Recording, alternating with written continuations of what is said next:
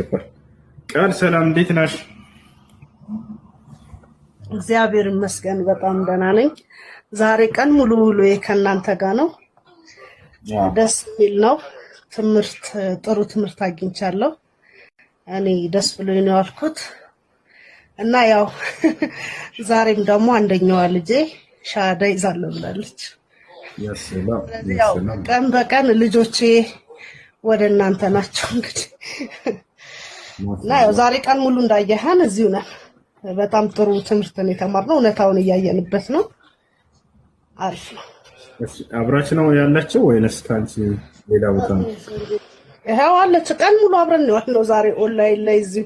መልካም በጣም ደስ ነገር ነው። አንድ ሰው ካመነ በኋላ መጋበዝና እንዲያም ጥሪ ማድረግ ይሄ ነው የስኬት ሁሉ ስኬት ብሎ ማለት። አላህ በቁርአን ላይ ሲናገር والذين آمنوا واتبعتهم ذريتهم بإيمان ألحقنا بهم ذريتهم ይላል። እነዚያ አምነው ቤተሰቦቻቸውም ዘሮቻቸው በእምነት ላይ የተከተሏቸውን እነርሱንም ማስጠጋቸዋለሁኝ በጀነት ውስጥ አብሬ ሰበስባቸዋለሁ ብሏል። ስኬታማ ሰው ብሎ ማለት አምኖ ቤተሰቦቹን ወደ እምነት ጥሪ ያደረገ ሰው ነው። የከሰረ ሰው ብሎ ማለት ራሱን ክዶ ቤተሰቦችን ወደ ክህደት የጠራ ሰው ነው። ቁል ኢነል ኻሲሪነ الذين خسروا أنفسهم وأهلهم يوم القيامة ማለት የትንሣኤ ቀን የከሰረ ሰው ብሎ ማለት ከእኔ ዘንድ ለራሱም ክዶ ቤተሰቡንም ያስካደና በክህደት መንገድ ቤተሰቡን የመራ ሰው ነው እያለ ይናገራል። በጣም ደስ ይላል። ማሻአላህ። እሺ ሰላም፣ እንዴት ነሽ? ላናግራት ልጅሽን ፈቃደኛ ከሆነች።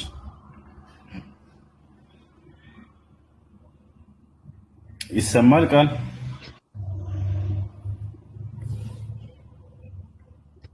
ይሰማል? ሰላም፣ እንዴት ነሽ? ደህና ነሽ? ሰላም፣ እንዴት ናችሁ? እኔ እስካሁን ስሰማችሁ ነበር የቆየሁት እና በጣም አትፈሪ፣ ተናገሪ። እሺ በጣም ጥሩ እንትን ነውና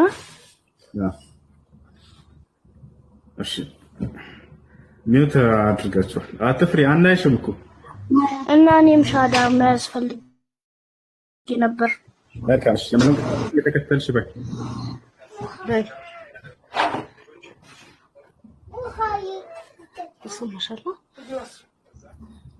እሺ የምለውን ቃል አብረሽ ለማለት ተዘጋጅሽ። እሺ አሽሃዱ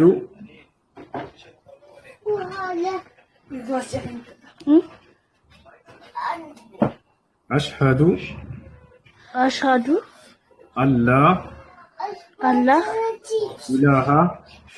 ኢላሃ ኢላላህ أشهد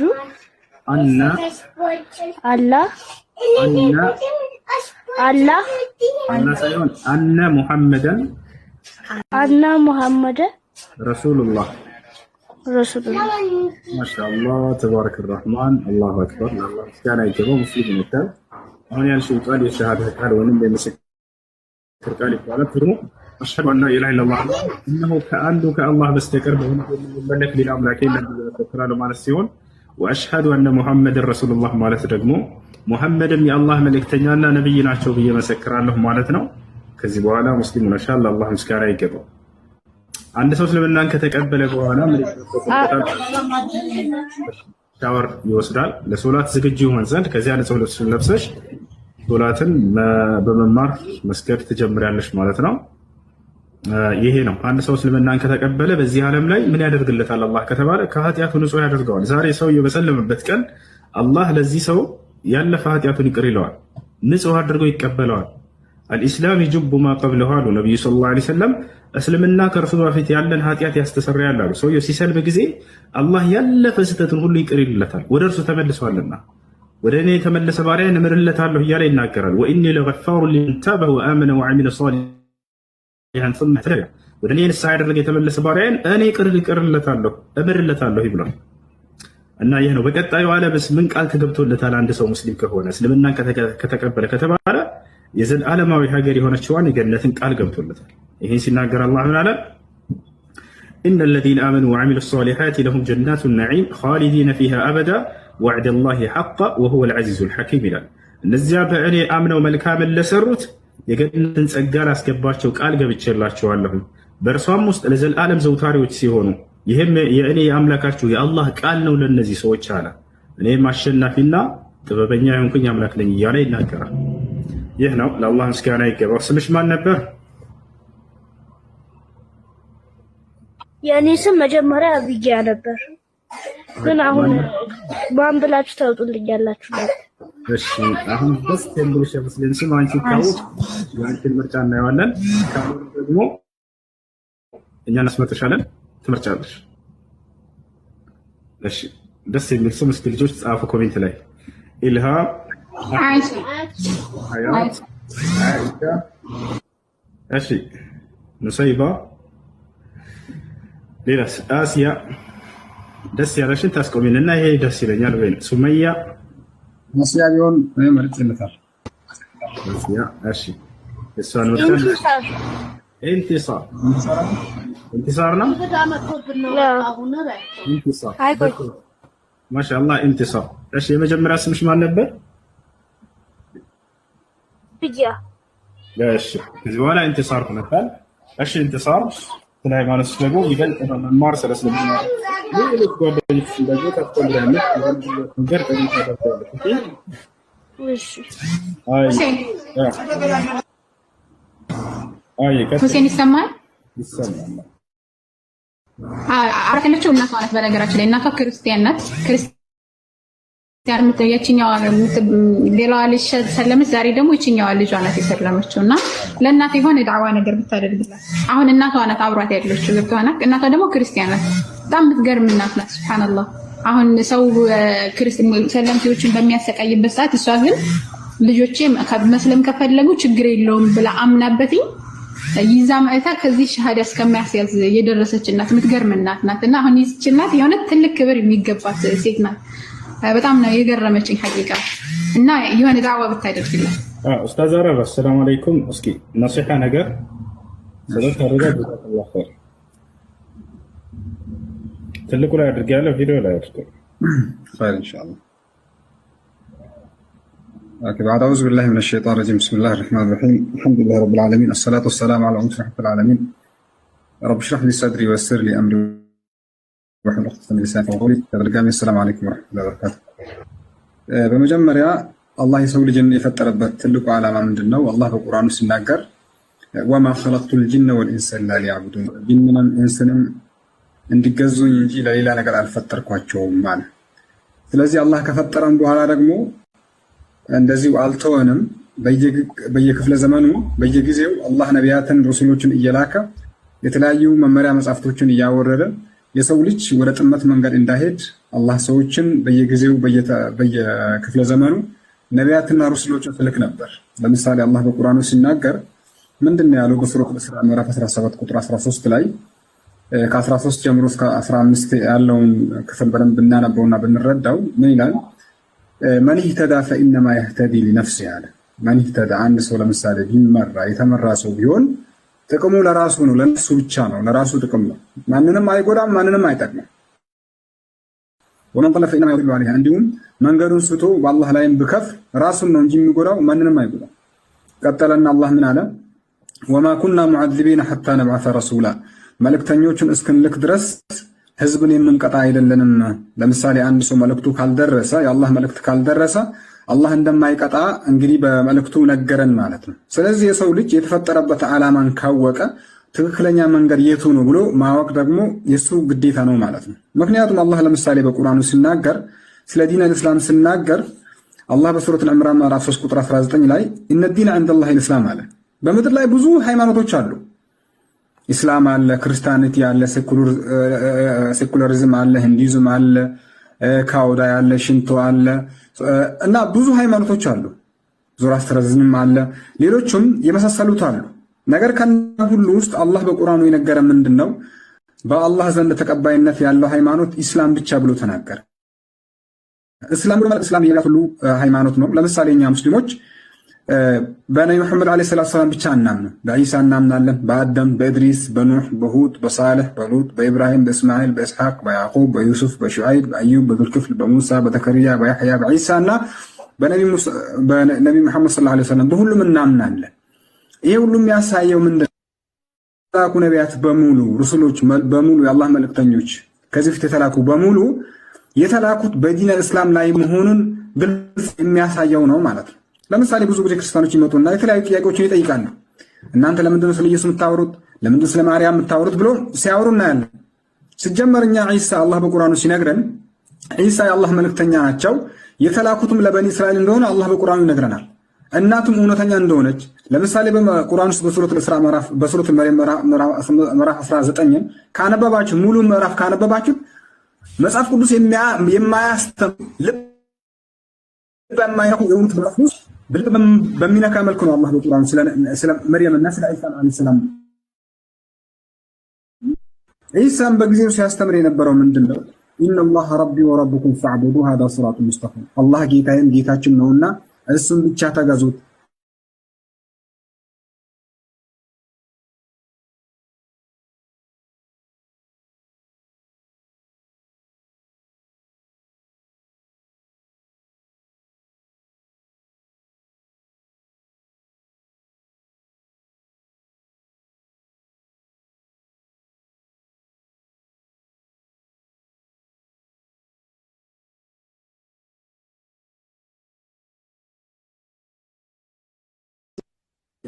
ምን ብሎ ነው ጠየቀው? ከተእዛዛት ሁሉ ፊተኛይቱ ማናቻይቱ ናት ብሎ ጠየቀው። ከተእዛዛት ሁሉ ፊተኛይቱ ማናቻይቱ ናት ብሎ በጠየቀው ጊዜ ኢየሱስ ምን ብሎ ነው የመለሰለት? ከተእዛዛት ሁሉ ፊተኛይቱ እስራኤል ስማ ጌታ አምላካችን አንድ ጌታ ነው ብሎ ነው የመለሰለት።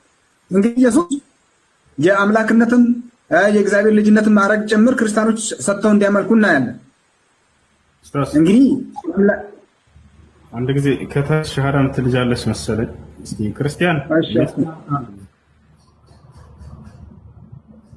ክርስቲያን ይሰማሻል? ይሰማሻል? እሷ ነች አይደል ልጆች ወይንስ ሌላ ሰው ነው? እሷ ነው ጽፋ ነበር። እሺ ሚያትሽን አይሽው ካላነሳሽው ቀጥል በቃ። ሰላም አለይኩም። ወአለይኩም ሰላም። አፉ በሉኝ ግን ይቅርታ ወላሂ አንድ ወር ተቀምጬ ነው እዚህ። እሺ ኡስታዝ ቀጥል። ያም እሺ ያም ወጣች ኔትወርክ ሰጠች። እሺ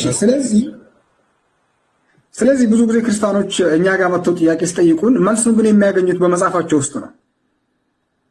ያንን ላለመቀበል ግን የተለያዩ ሽንፈቶች የተለያዩ ነገሮችን ሲናገሩና የማይሆን ቪዲዮዎችን ሰርተው የሰው ልጅ ዲን እስላምን እንዲጠላ ወይ ደግሞ የሰው ልጅ ወደ እስላም እንዳይመጣ የሚያደርጉበት ብዙ እንትኖች አሉ። ነገር ግን አላህ በቁርአኑ ሲናገር ወመን ላ ዩጂብ ዳዒ አላህ ኡላኢከ ፊ ضላል ሙቢን አላህ በቁርአኑ በሱረቱል አሕቃፍ ምዕራፍ 46 ቁጥር 32 ላይ ግልጽ አድርጎ ያስተምረናል ማለት ነው። የአላህን ጥሪ የማይቀበሉ ሰዎች ሐቅን አይተው የማይቀበሉ ሰዎች በምድር ላይም የሚያመልጡ አይደሉም አለ አላህ። በእግር መሸሽ ብቻ ሳይሆን በልባቸውም የትም ህሊናቸው እንኳን ሐቁን ይቀበላል ማለት ነው። ለምሳሌ አንድ ሰው ሐቁን እውነቱን እያወቀ አይ እንደዛ አይደለም ብሎ በምላሱ እንኳን ቢናገር ከተወሰነ ጊዜ በኋላ ሐቁን ሲቀበል ነው የምናየው። ስለዚህ አላህ ሱብሓነሁ የነገረን ምንድነው? ወመን ላ ዩጂብ ዳዒ አላህ ፈለይሰ ቢሙዕጂዝ ፊል አርድ ወለይሰ ለሁ ሚን ዱኒሂ አውሊያ ከአላህ ውጭም ሌላ ረዳትም የላቸውም። ኡላኢከ ፊ ضላል ሙቢን የከሌ ረዳኝ እና ከሌ ረዱኝ ብሎ ቢናገሩ እንኳን ከአላህ ውጭ ሌላ ረዳቶች ምንም የላቸውም ማለት። ቢታመም የሚፈውስ አላህ ነው። ቢቸገር ከዛ ችግር የሚያወጣው አላህ ነው። ለምሳሌ ልጅ ስፈልግ ሚስት ማግባት ስፈልግ አዱንያ ስፈልግ እነዛን ሁሉ ነገሮች የሚያደርግለት ማን ነው? አላህ ነው። ስለዚህ ያ እንደዛ ብሎ የሚናገር ሰው ከአላህ ውጭ ምንም ሌላ ረዳቶች የላቸው ማለት። ስለዚህ ክርስቲያኖችን ስንጠይቃቸው ምንድነው በመጽሐፋቸው ውስጥ ኢየሱስ አምላክ ነው የለው ብንጠይቃቸው አይ እሱ ራሱ አምላክ ነው ይሉናል። እስቲ ምን አይነት ህሊና ነው ይሄን ነገር የሚቀበለው? በመጽሐፍ ቅዱስ ኢየሱስ ሲናገር በመጽሐፍ ቅዱስ ብዙ ጊዜ ስናየው ምንድነው በዮሐንስ ላይም ኢየሱስ ለእናቱ ምንድን ነው ያላት? ወደ አባቴ አላረኩምና አትንክኝ አላት። ነገር ግን ወደ ወንድሞቼ ሄደሽ እኔ ወደ አባቴና ወደ አባታችሁ ወደ አምላኬና ወደ አምላካችሁም አረጋለሁ ብለዋል ብለሽ ንገራቸው አላት። እንግዲህ ኢየሱስ ሐሰት አይናገርም፣ አይዋሽም። ክርስቲያኖች ይህንን ያምናሉ። ታዲያ እዚህ ጋር አምላኬ ብሎ ሲናገር አምላኬና አምላካችሁ ብሎ ሲናገር እዚህ ጋር ቀጠፈን የምንለው ወይስ ምን ብለን የምንቀበለው? ወይስ ኢየሱስ ያልተናገረውን ሰው መጥቶ በሱ ላይ ቀጠፈ ብለን የምንናገር? ይህም ብቻ አይደለም። ለምሳሌ አላህ በቁርአኑ ሲናገር በሱረቱል ማኢዳ ምዕራፍ 5 ቁጥር 72 ላይ ዒሳ አለይሂ ሰላም ምንድነው ያለው? ያ በኒ እስራኤል እዕቡዱላህ ረቢ ወረበኩም አለ። እናንተ የእስራኤል ሰዎች ሆይ አላህ ጌታዬና ጌታችሁን ብቻ በብቸኝነት ተገዙት፣ ኢነሁ መን ዩሽሪክ ቢላህ እነሆ በአላህ ላይ አንዳችን ያጋራ ሰው ፈቀድ ሐረመ አላሁ ዐለይሂ አልጀነ ጀነት በሱ ላይ እርም ናት ብሎ ነው ያስተማረው። እኛ በዚህ ላይ ምንም የምንጠራጠርበት ምክንያት የለም። አላህ ግልጽ አድርጎ ለሁሉም ሰው እንዲገባ ግልጽ አድርጎ አስተማረ። ነገር ግን ክርስቲያኖች ስንጠይቃቸው አይ ኢየሱስ ብቻ ሳይሆን አብ ወልድ መንፈስ ቅዱስም ሶስቱ አንድ ላይ አንድ አምላክ ናቸው ብሎ ነው የሚያስተምሩት። ኢየሱስ ጋር ደግሞ ስንመጣና ትምህርቱ ደግሞ ስናየው እሱ ምን ብሎ ነው ያስተማረው ብለን ስናይ በመጽሐፍ ቅዱስ የተጻፈው ደግሞ ሌላ ነው። ለምሳሌ ዮሐንስ ወንጌል ምዕራፍ 17 ከቁጥር 1 ጀምሮ እስከ 3 ያለው ልብ ያለ ሰው ምን ይላል? ኢየሱስም ይህንን ተናግሮ ወደ ሰማይ አይኖቹን አነሳና እንዲህ አለ ይላል፣ አባቶች ሰዓቱ ደርሷል። ልጅህ ያከብረ ዘንድ በስጋ ሁሉ ላይ ስልጣን እንደሰጠው ለሰጠው ሁሉ የዘላለም ሕይወት ይሰጣቸው ዘንድ ልጅህን አክብሯል። እውነተኛ አምላክ አንተ ብቻ የሆንህን ያለው ወላ መንፈስ ቅዱስ አልጨመረም፣ ራሱንም አልጨመረም። እውነተኛ አምላክ አንተ ብቻ የሆንህን ያለው አንተ የላከውንም ኢየሱስ ክርስቶስን ያውቁ ዘንድ አለ። ያ ማለት አላወቁትም ማለት ነው። ያውቁ ዘንድ ይህች የዘላለም ሕይወት ናት ብሎ ነው ያስተማረው። እውነተኛ አምላክ አንተ ብቻ የሆንህን ያለው ይህ ግልጽ የሆነ አማርኛ ነው። ቀጠለና አንተ የላከውንም ኢየሱስ ክርስቶስን ያውቁ ዘንድ ይህች የዘላለም ሕይወት ናት ብሎ ነው ያስተማረው። ይህም ብሎ የተናገረው ኢየሱስ ነው። መጽሐፋቸው እንግዲህ የእግዚአብሔር ቃል ብሎ ካመኑት እነዚህን ኢየሱስ ሲናገር የነበራቸው ነገሮችንስ በእነዚህ ምዕራፍ